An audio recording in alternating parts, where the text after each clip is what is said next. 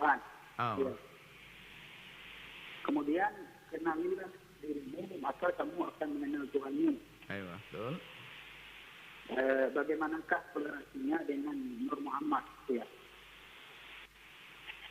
Baik. Ya.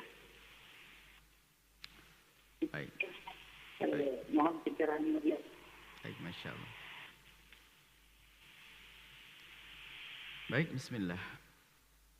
Kami akan membawa kepada sesuatu yang sederhana, bukan kepada sesuatu yang tidak jelas, atau sesuatu yang perlu penjelasan lebih agar orang bisa faham. Bahwasanya Nabi Muhammad itu disebut sebagai nur di dalam Al-Quran. Tapi Nabi Muhammad adalah cucu Nabi Adam, yang Nabi Adam min turab. Selesai. Abun nur, Nabi Muhammad dan nur. Disebut dalam Al-Quran Nabi Muhammad adalah juga nur. Karena membawa cahaya. Bukan Nabi Muhammad dari cahaya. Bukan. Nabi Muhammad adalah nur. Karena Nabi Muhammad membawa cahaya. Sampai di sini. Kita tidak perlu kemana-mana.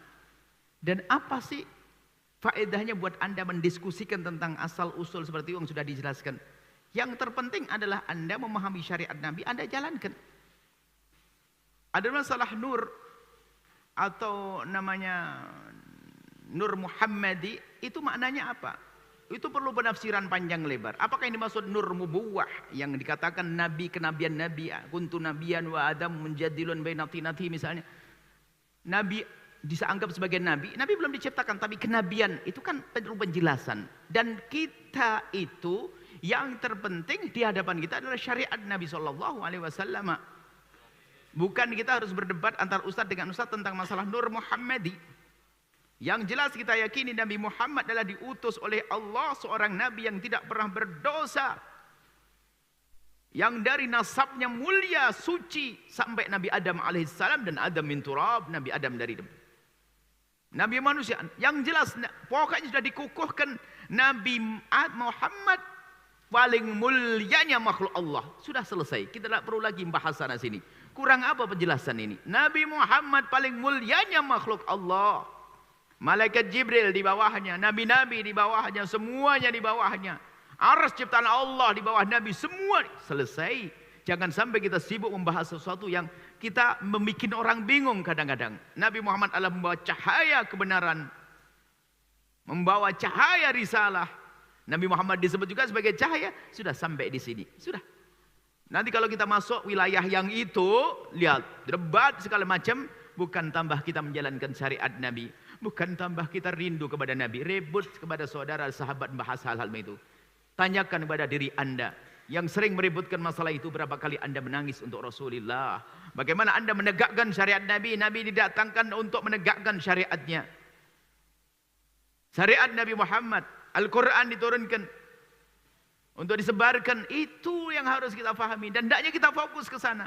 Jangan kita bawa kepada hal-hal, apalagi istilahnya pengalaman pribadi, semua nanti akan punya kisah pengalaman pribadi. Tapi pegangan kita adalah syariat. Ingat, syariat Nabi Muhammad SAW. Kemudian untuk kenal Allah, kenalilah dirimu. Memang betul cara mengenal Allah adalah mengenali diri kita, untuk kita bisa tafakkur, merenungi ciptaan Allah, yaitu kita. Bagaimana subhanallah lidah kita, gigi kita. Gigi kok bisa membedakan antara lidah saya dan lidah kambing waktu saya makan daging kambing itu. Padahal sama-sama lidah, daging sama. Dia ngerti itu daging kambing, ini lidah kambing, tapi nggak digigit lidah saya. Kemudian subhanallah, kantuk yang Allah berikan ternyata muqaddimah kenikmatan dalam tidur saya. Kemudian jelasa lapar yang Allah berikan, dan seterusnya. Kemudian lihat keindahan ada di sana, saya rasakan di hati. Kenapa? Saya melihat kesejukan. Itu yang perlu kita pikir. Maka kalau orang merenungi tentang dirinya, akan kenal Allah. Dan itu adalah perkataan yang dianggap oleh para ulama, jangan dinisbatkan kepada baginda Nabi dan sebagainya. Dia katakan masalah itu hadis, bukan itu bahasan kita.